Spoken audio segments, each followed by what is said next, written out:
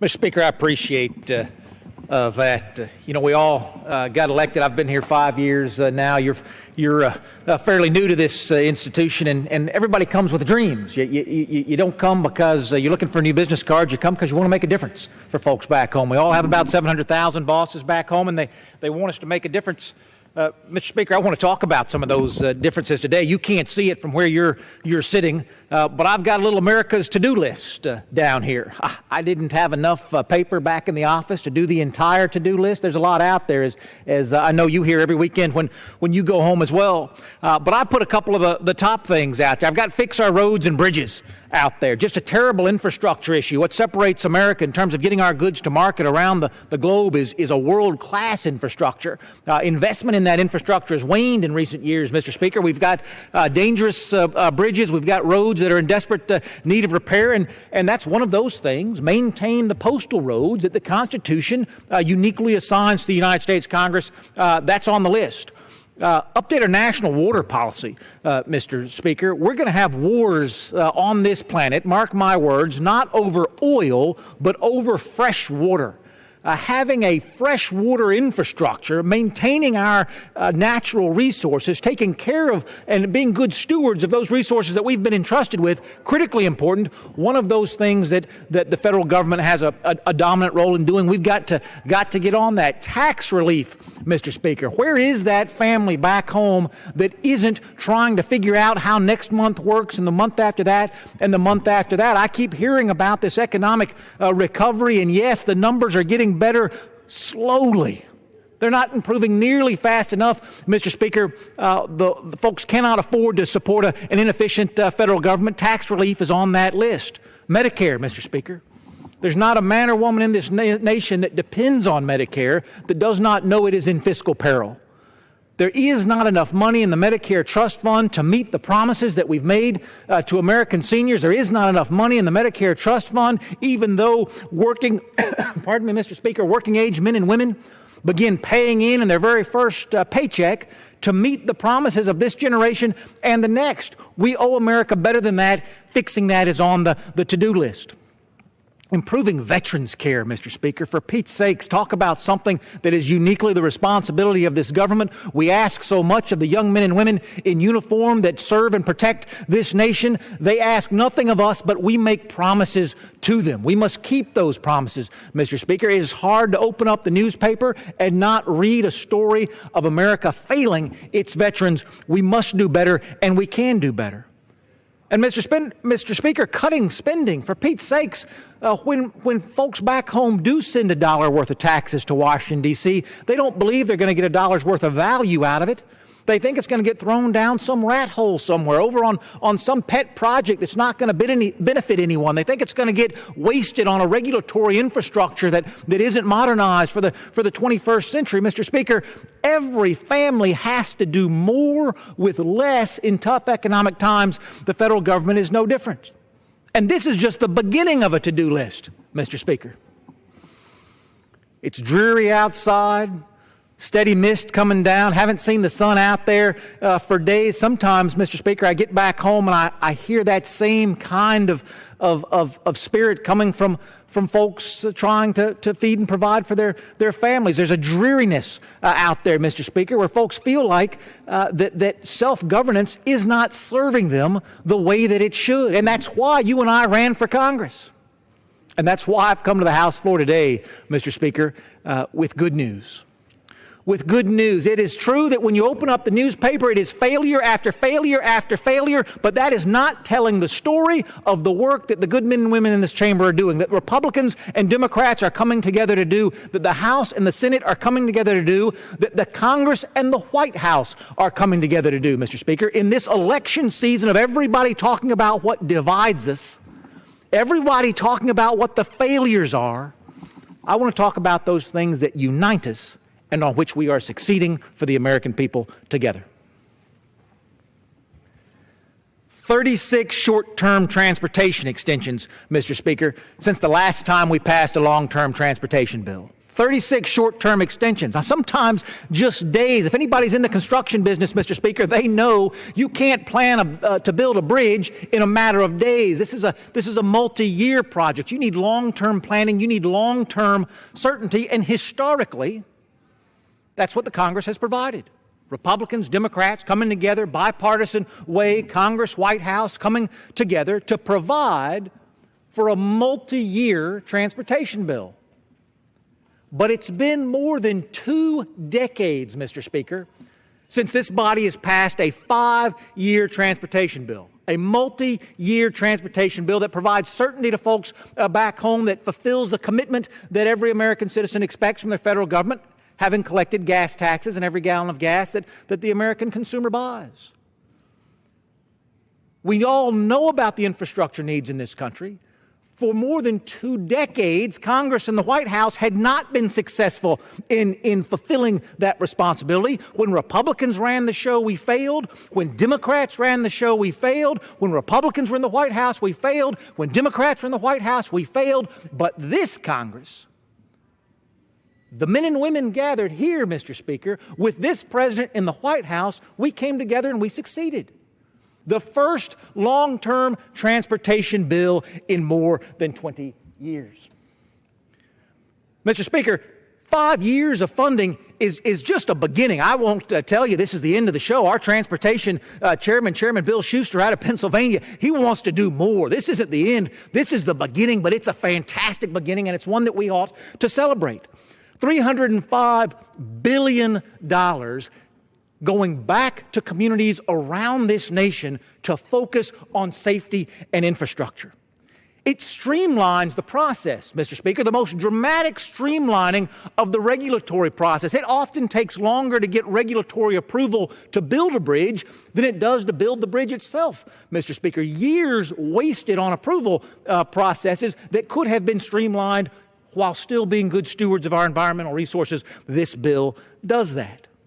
It eliminates the increasing costs that come with those delays, Mr. Speaker, the increasing cost that comes from that bureaucracy, making sure the American taxpayer is getting more value for their dollar. And it shores up the Highway Trust Fund, Mr. Speaker. We'll talk a lot about trust funds in this time today, but the Highway Trust Fund was going bankrupt. The Highway Trust Fund didn't have enough money to meet the needs of American highways. $70 billion transferred into that trust fund to make sure that we're keeping the promises that we've made to America. It's been 2 decades, Mr. Speaker, since America has had this kind of transportation success. We did that together. Open up the newspaper, see the divides, see the failures, but know that this is a success that we had together. Mr. Speaker, I had water resources on America's to-do list. It'd been 6 years since we'd passed water resources legislation in this body. Not in 2008, when Republicans controlled the White House, not in 2009 when Democrats controlled everything, not in 2010 when Democrats controlled everything, or 11 or 12 or 13, but we have come together and we have gotten that done. It's not easy. It's hard. It doesn't happen quickly. It happens slowly and deliberatively.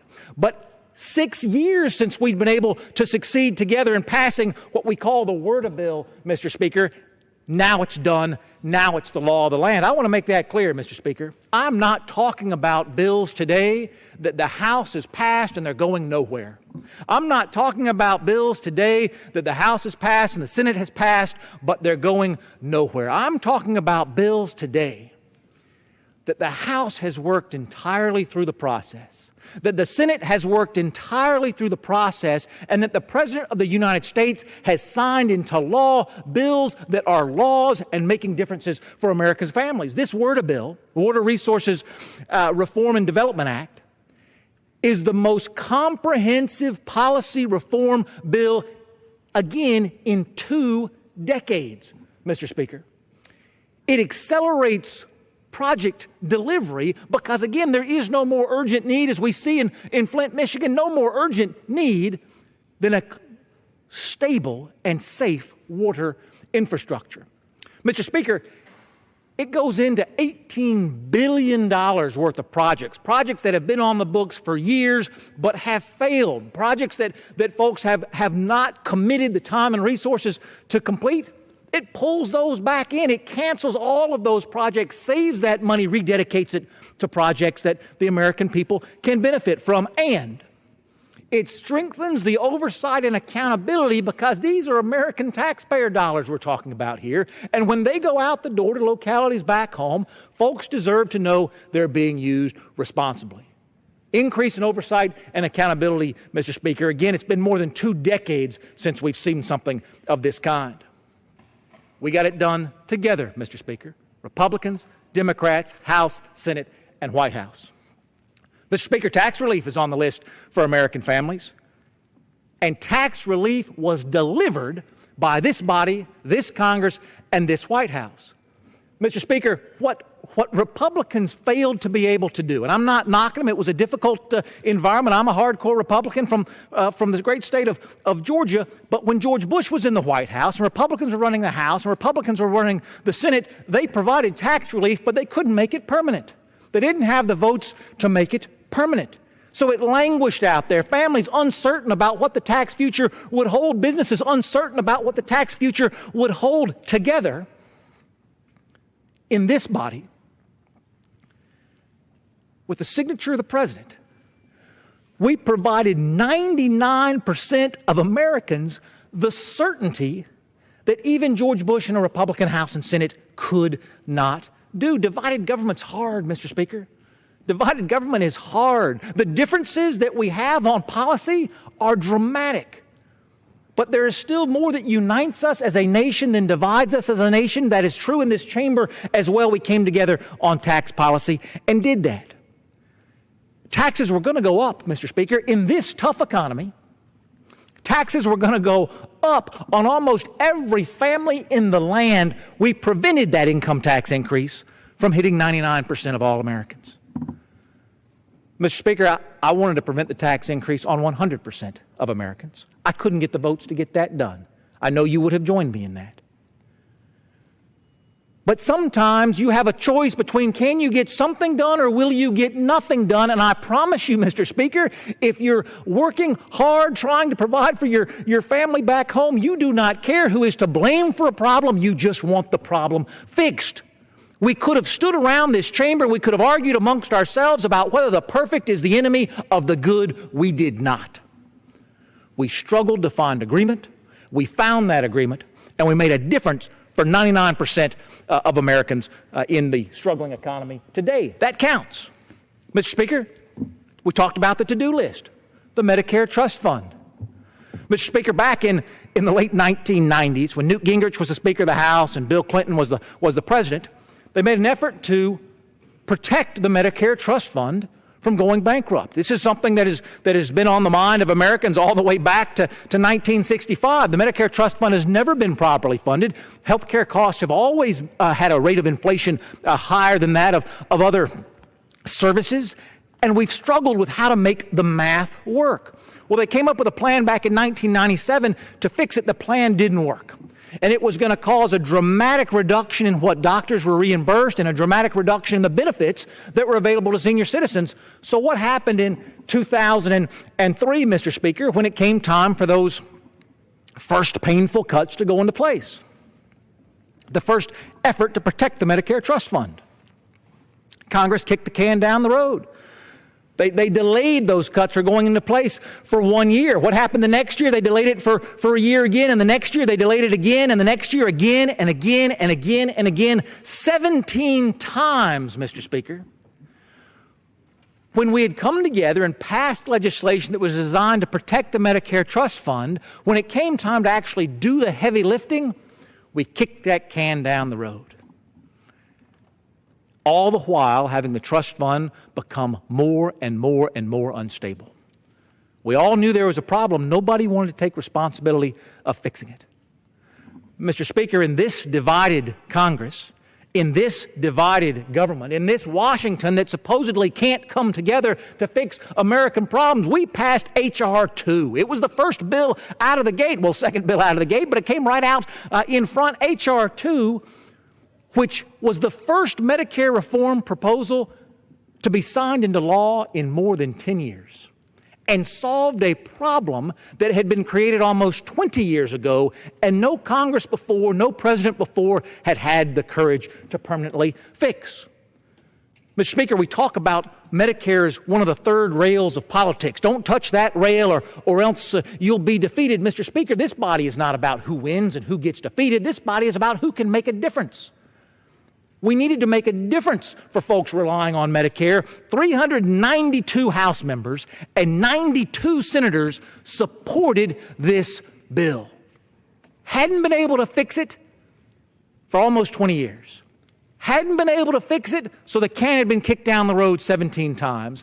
We came together, grappled with it, struggled with it, but ultimately came up with a proposal that almost all of the House and almost all of the Senate could support, that eliminated, they called it the Sustainable Growth Rate, the SGR, that eliminated this failing piece of Medicare policy, that bends the long-term cost curve of Medicare, Mr. Speaker, extending the life of the trust fund. In fact, it cuts the actuarial deficit in Medicare by almost 10%. This is heavy lifting, Mr. Speaker, that Congress has punted on and punted on and punted on. But with the leadership we have here today, with the collaboration that we have here today, not only did we pass it, not only did the Senate pass it, but we were able to pass it into law. Lots of parts of Medicare, Mr. Speaker. There's Part A, Part B, Part C, Part D. $2.5 trillion, Mr. Speaker. $2.5 trillion is the way we bent the cost curve on those various components of Medicare in order to protect and ensure Americans for another generation that Medicare would be there for them. Veterans, Mr. Speaker. Again, you cannot open up the newspaper today without seeing the way that the system is failing our veterans. But there is nothing that brings us together more in this chamber, Mr. Speaker, than standing up for those who've stood up for us. We did that in the Veteran Access and Choice Accountability Act, Mr. Speaker. It was the largest overhaul of veterans' health care, again, in more than a decade. When Republicans ran the whole show, we couldn't get it done. When Democrats ran the whole show, they couldn't get it done. When we are divided but focused on crisis in this country, we have come together and we have gotten it done for the first time, Mr. Speaker. For the first time in the history of veterans health care, we've said if the veterans health care system is failing you, but you as a serviceman or woman did not fail us, we're going to give you a process to get outside of that veteran system. We're going to give you a chance to go see your own doctor. We're going to give you a chance to go see any specialist you need. We're going to give you a chance to get the care that we promised you, but that the bureaucratic healthcare system has failed to deliver. Mr. Speaker, in all of these many years of budget cutting that we've talked about, trying to clamp down on spending, trying to make sure that all taxpayer dollars are being accounted for, so many accounts going down, veteran spending going up. Why? Because budgeting is about prioritizing. And when we come together, not as Republicans or Democrats, but as Americans, we prioritize those who have served us. Biggest change in health care for veterans in over a decade, Mr. Speaker. Folks finally able to get health care that they need. And that's not more. That's not it. There's more. There's still a system in place that is failing veterans, Mr. Speaker. We couldn't come together on reforming the entire Veterans Administration, but we did come together on saying that if you work at the Veterans Administration and you are failing our veterans, there is no place for you on the federal payroll. You know how hard it is to get rid of failing federal employees, Mr. Speaker. And we came together in a bipartisan way to say if you were in the upper echelons of the VA, we are asking more of you.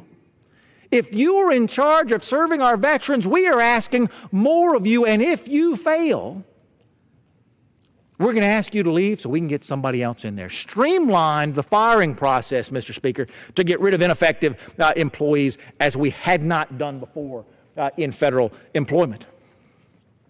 Mr. Speaker, let's talk budgets. You know ending budget deficits is one of America's priorities. You know getting out of the businesses of mortgaging our children's future is one of America's priorities. From 1966 to 2009, Mr. Speaker, and I chose that time because that was that was the beginning of Medicare and Medicaid, which are two of the largest spending programs on the ledger today, two that have ballooned much larger than their authors ever suggested that they would. It's when we got into some really difficult entitlement spending decisions. From 1966 to 2009, that 43-year period, the debt in this country went up by 55% relative to GDP. 55%. It's still these mandatory spending programs that are driving our debt. But over a 43-year period, our debt went up 55%. Mr. Speaker, in the first 3 years of the Obama administration, our debt went up another 34%.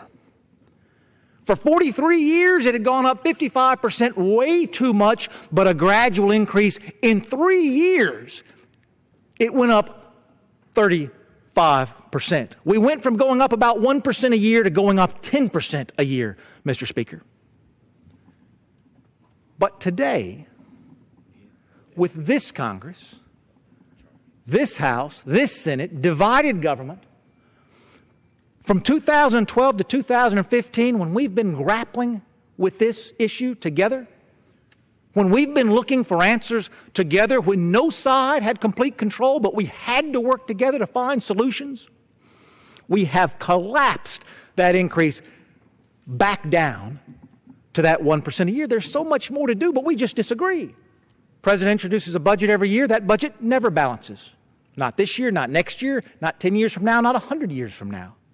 The President has different investment priorities than I do. I serve on the Budget Committee. We do a budget every year. It always balances. So I've got budgets that balance and budgets that never come to balance. Clearly, that's a big gap to bridge. But we've begun to bridge it, Mr. Speaker, collapsing the dramatic increase in the debt to levels that are still too high, but don't threaten our security as years past have. No one ever believed we would be able to come together and do that. No one ever believed we could work with the President to get that done, and yet we have. Mr. Speaker, a lot of that comes from the Budget Control Act. One of the best votes I've taken in this institution was the vote for the Budget Control Act. It was the largest reduction in federal spending in the history of the Republic. Hear that, Mr. Speaker. In divided government, in fact, there was a Republican House, Democratic Senate, Democratic President, dramatically divided government. Power of the filibuster in the Senate, hard to get anything done. We came together because America needed us to reduce spending in the most dramatic way in the history of the Republic. Not because somebody had all the votes and they jammed it through, but because we worked together to find a policy that made sense. Mr. Speaker, people always think when you talk about big budget and deficit reductions that you're talking about some sort of phony Washington, D.C. math. You've seen the examples where you raise spending by $5 instead of $10 and you call that a cut. We've all seen that math. Nonsense. When I talk about budgets, I'm talking about real numbers. I'm talking about money going out the door. I'm talking even though we have 10,000 men and women a day qualifying for Social Security and Medicare, 10,000 new applicants every day for Social Security and Medicare, working together, we reduced the total amount of money going out the door. Not just for 1 year, but for 2 years. That's not funny Washington, D.C. math, Mr. Speaker. Those are real numbers, real dollars going out the door. We bent the curve together. Some of my colleagues might say we did too much. I would say we haven't done nearly enough. But we came together and we made a difference for deficits. Mr. Speaker, one of the biggest differences we can make for deficits is putting folks back to work. Turns out you can't pay taxes if you don't have a job. You got to have money coming in the door in order to be part of the system. And so we focused together on creating American jobs. We focused together on putting families back to work. Again, this is something that unites us. It does not divide us. We've done it in the spirit of trade, Mr. Speaker. We've done it in the spirit of manufacturing.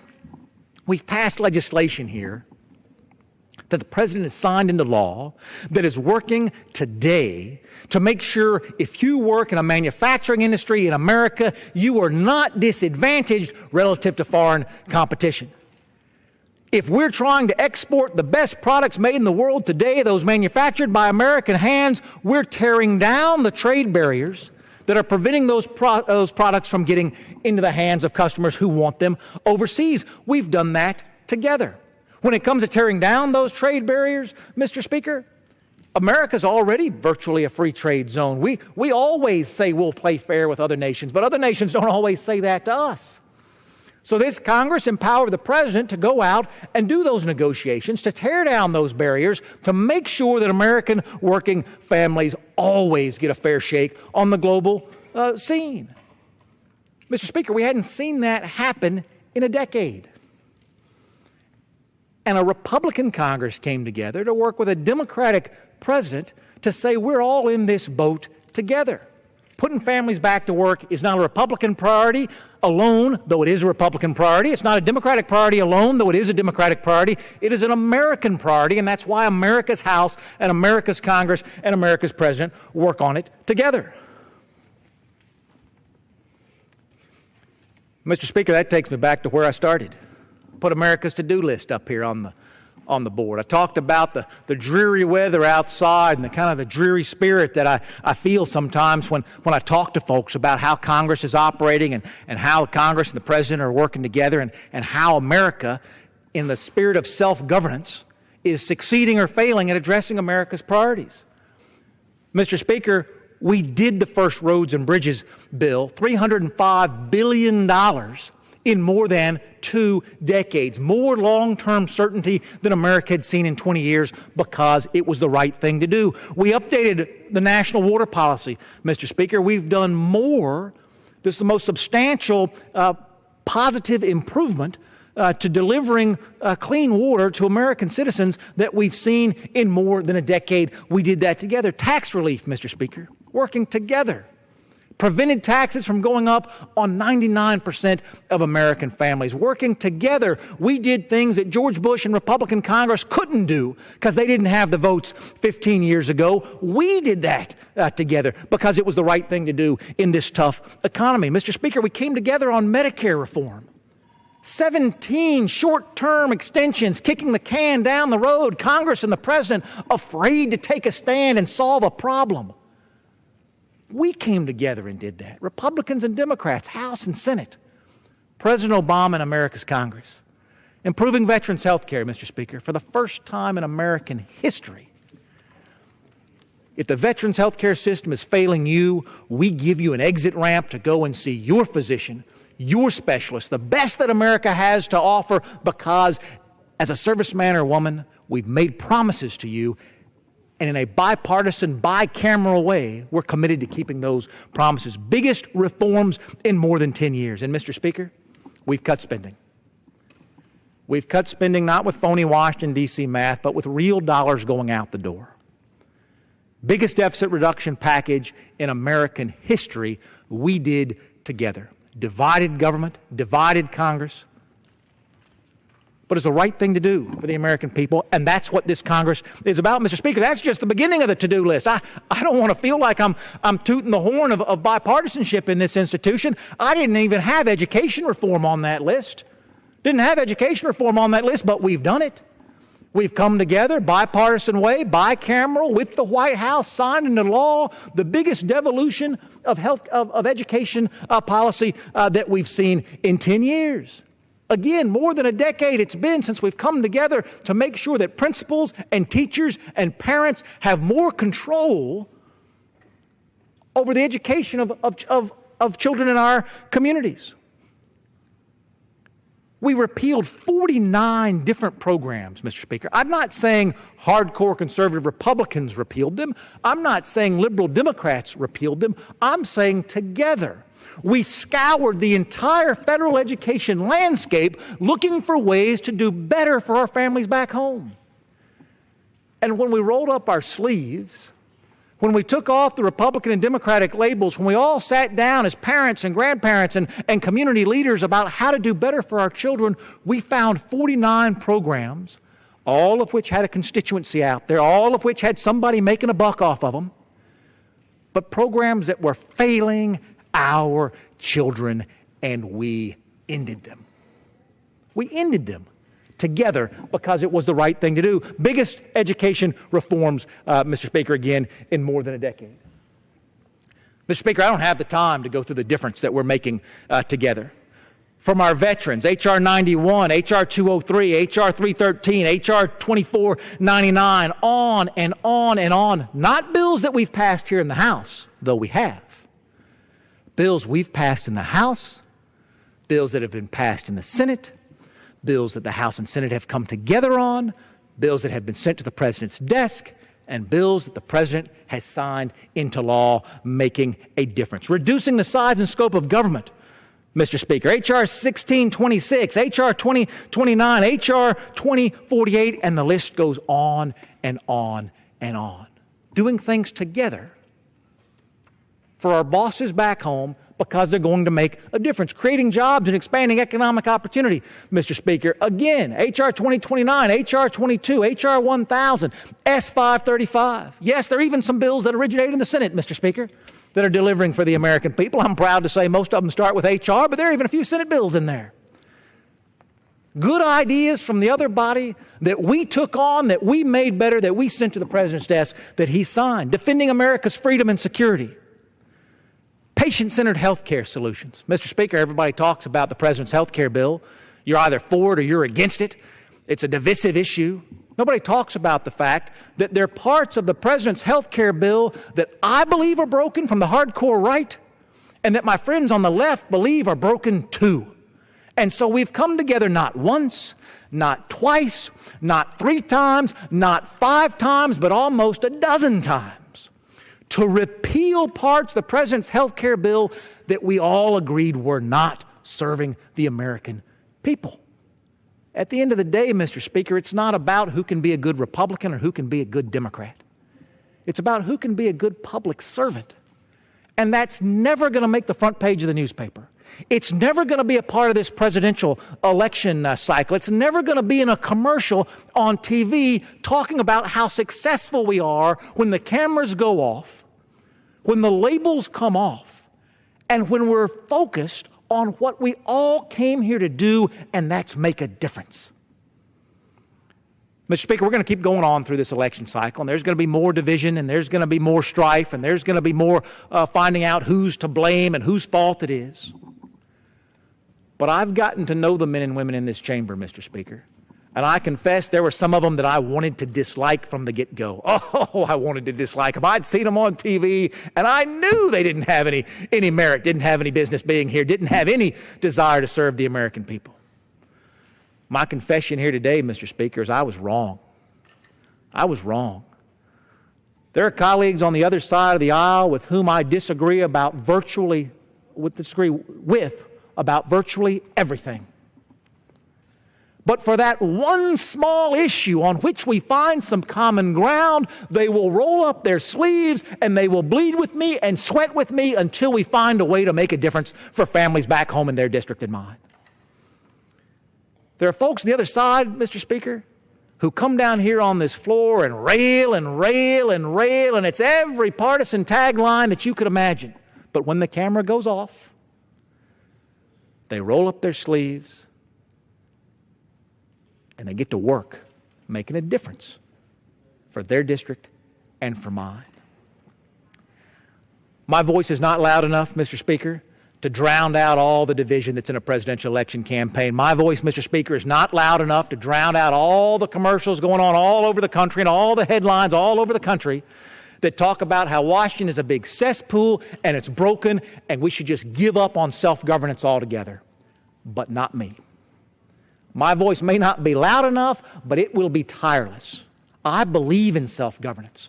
I believe that my district has priorities that are going to be different from priorities in another district, and that's okay. I believe that division sometimes brings out the best of ideas, and that's okay. I believe that my colleagues believe that there is no challenge too big for America to confront when Americans confront it together. I do not know what November holds. But I know this: we have the best system of governance on the planet. It's not easy, it's not clean, it's not simple. But when you put the American people in charge, it's effective. You're not going to sell good newspapers, Mr. Speaker, talking about the difference that we make together in self-governance. But we are going to make that difference together. Folks here didn't come for the headlines. They came to do the things that mattered. And I'm proud to work with folks on both sides of the aisle to get that done. With that, Mr. Speaker, I yield back the balance of my time.